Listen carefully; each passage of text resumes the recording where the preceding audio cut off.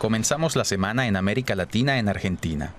Tras el triunfo obtenido por el oficialismo en las elecciones legislativas, el presidente argentino Mauricio Macri aseguró el lunes que avanzará en las reformas políticas y económicas. Un camino que recién comenzamos a recorrer, así que hay que seguir trabajando, hay mucho por hacer y hay que vivir la fiesta de ayer y el entusiasmo y el apoyo como energía para continuar.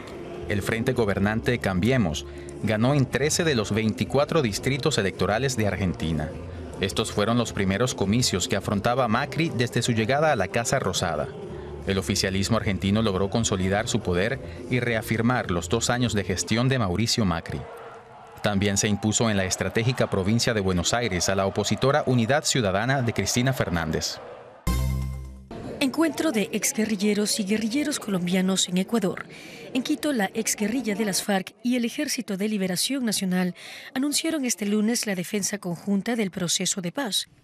Ambas organizaciones acordaron avanzar en las actuales negociaciones y armonizar ambos procesos.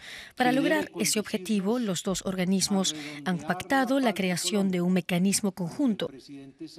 La reunión del ELN y las FARC arrancó en medio de una tregua temporal y cese al fuego en territorio colombiano que comenzó el 1 de octubre y concluirá el 12 de enero próximo.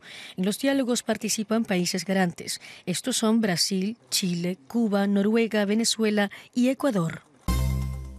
Más de un centenar de personas se manifestaron el lunes en Santiago de Chile para protestar por la muerte del activista argentino Santiago Maldonado.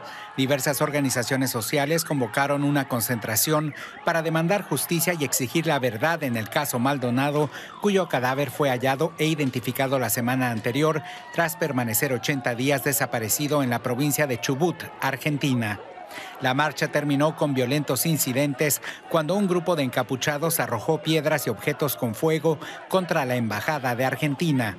Debido a las sospechas sobre la responsabilidad de la policía argentina en la muerte de Maldonado, sus familiares viajaron a Montevideo para pedir a la Comisión Interamericana de Derechos Humanos que garantice una investigación imparcial sobre la muerte de Santiago Maldonado.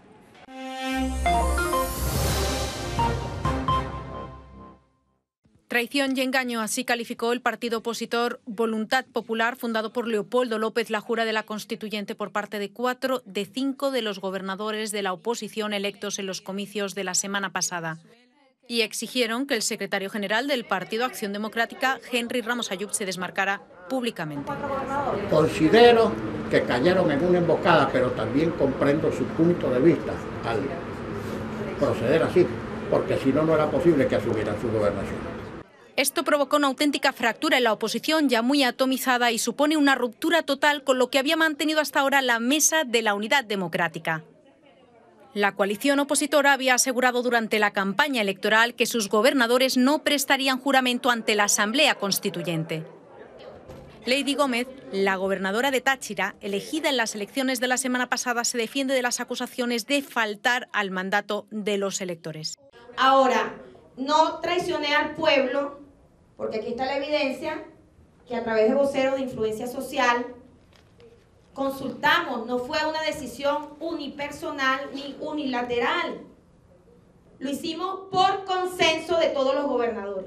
La MUD, el paraguas que cobija a todos los partidos de la oposición, considera ilegal la Asamblea Constituyente formada únicamente por oficialistas y no reconocido por buena parte de la comunidad internacional. La fortaleza de la oposición venezolana se asienta en que fueron capaces de encontrar puntos comunes pese a las diferencias. De cómo la MUD gestione esta crisis depende el devenir político de Venezuela. Más de un mes después del paso del devastador huracán María por Puerto Rico, muchos poblados siguen aislados y un 80% de los habitantes sigue sin electricidad. Las autoridades confirmaron el martes que el número de muertos ascendió a 51. Mientras, el Congreso de Estados Unidos aprobó un paquete de ayuda de $36.500 millones para emergencias en las regiones afectadas por los desastres naturales de los últimos meses. De ese dinero, algo más de 6.000 millones son para un préstamo que dé liquidez a las autoridades de Puerto Rico y para un programa de asistencia nutricional.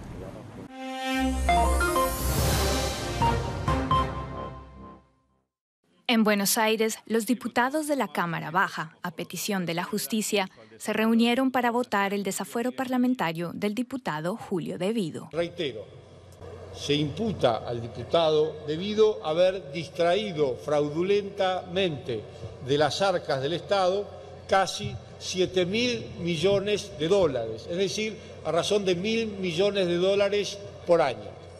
Con 176 votos a favor, una abrumadora mayoría retiraron la inmunidad a De Vido, acusado por múltiples delitos de corrupción. De Vido se desempeñó como ministro de Planificación Federal de los gobiernos de Néstor Kirchner y Cristina Fernández entre 2003 y 2015, y ahora afronta 2 órdenes de detención. Una por presunto fraude multimillonario en un proyecto minero en Río Turbio, en la provincia de Santa Cruz, que nunca se llevó a cabo, y otra por el supuesto pago de sobreprecios en la compra de gas licuado. Mientras se adelantaba un operativo policial para capturar a De Vido, el exministro se entregó ante las autoridades. Su detención marca un hito en la lucha contra la corrupción en Argentina. La Cámara Baja de Brasil rechazó que el presidente Michel Temer sea juzgado por el Tribunal Supremo del país. Temer está acusado de obstrucción de la justicia y de liderar una organización delictiva, pero tiene inmunidad por estar en actividad. Es la segunda vez en algo más de 2 meses que Temer superó con éxito una votación parlamentaria de este tipo, en medio de una serie de escándalos. Dado que es presidente en activo, se requería que 2/3 partes de la Cámara votaran a favor de su procesamiento. La oposición no logró reunir los 342 votos necesarios para encausarlo. La noticia llegó el mismo día en el que el presidente recibía el alta médica tras un breve ingreso hospitalario.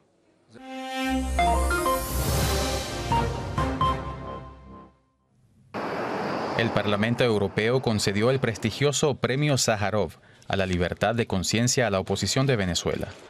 Este galardón se otorga a personas y organizaciones que realizan contribuciones excepcionales a la lucha global por los derechos humanos. El Parlamento Europeo considera que la democracia y la economía de Venezuela se deterioran al tiempo que aumenta la inestabilidad política y social del país. Las condiciones de vida del pueblo venezolano se han deteriorado gravemente. Afrontan una crisis humanitaria con carencia de medicinas, de asistencia sanitaria, de comida, agua potable y electricidad. Cientos de miles han tenido que abandonar su país. No podemos dejar de levantar nuestra voz en defensa de la libertad, de la democracia y de los derechos humanos. Por esta razón, decidimos conceder el Premio Sájarov a la libertad de conciencia a la oposición democrática. En representación de la oposición de Venezuela, los premiados son la Asamblea Nacional y su presidente Julio Borges, así como opositores privados de libertad como Leopoldo López o Antonio Ledesma, considerados por la Eurocámara como presos políticos. La oficialista Asamblea Nacional Constituyente de Venezuela ha decidido por unanimidad adelantar para diciembre las elecciones de alcaldes, tras su holgada victoria en las regionales del pasado 15 de octubre. Ahora le corresponde al Consejo Nacional Electoral fijar una fecha para los comicios, originalmente previstos para el primer trimestre de 2018, y que suponen la antesala para las presidenciales de finales del próximo año. Asimismo, el organismo chavista ha convocado una repetición de las regionales en el estado de Zulia, situado en el noroeste del país, que se celebrará en diciembre. La decisión se produce después de que el gobernador que resultó elegido hace una semana y media en esa región, el opositor Juan Pablo Guanipa, no aceptara juramentarse ante la Asamblea para poder asumir su cargo. Miles de seguidores del presidente boliviano Evo Morales se manifestaron el jueves en la región central de Cochabamba para expresar su respaldo a la repostulación del presidente en 2019. Esta fue la primera movilización multitudinaria a favor de Morales que se realiza en respuesta a las protestas protagonizadas por opositores el pasado 10 de octubre en contra de la reelección de Morales. El MAS ha interpuesto una demanda ante el Tribunal Constitucional y todos los argumentos que hemos presentado son sólidos, son absolutamente respaldados técnicamente, jurídicamente, y esperamos un fallo positivo de parte del Tribunal Constitucional. Aunque la Constitución establece solo 2 mandatos consecutivos, Morales ya pudo presentarse a las elecciones de 2014 para conseguir un tercer periodo. Entonces el fallo del Constitucional señaló que Bolivia fue refundada con la nueva Carta Magna en 2009. 4 mujeres ganadoras del Nobel: Rigoberta Menchú de Guatemala, Tabacol Karman de Yemen, Shirin Ebadi de Irán y Jody Williams de Estados Unidos visitaron el municipio guatemalteco de Casillas. Allí se solidarizaron con las comunidades opositoras a la minera de oro de San Rafael, de la canadiense Tahoe Resources.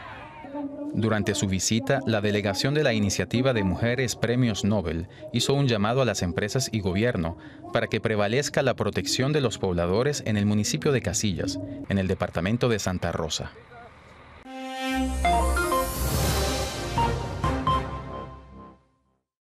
En Guatemala, un juez decidió enviar a juicio al expresidente de Guatemala, Otto Pérez Molina, y a la ex vicepresidenta Roxana Baldetti por liderar la red de corrupción aduanera La Línea.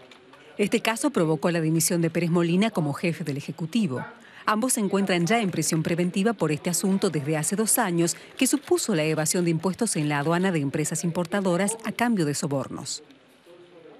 Los nuevos indicios probatorios confirmarían el robo de millones de dólares al Estado. Pérez Molina y Baldetti están considerados los líderes de esta trama en la que estaban implicados altos funcionarios del Estado, empresarios y particulares. La sequía que afecta el centro de Brasil continúa causando estragos. En el estado de Tocantins, el Instituto Brasileño de Medio Ambiente rescata animales salvajes atrapados en el fango. Además, según datos oficiales, los residentes de la capital de ese estado han pasado 140 días sin lluvia. 11 ciudades han declarado el estado de emergencia y 27 el estado de alerta. Y esta fue la retrospectiva de la semana en América Latina.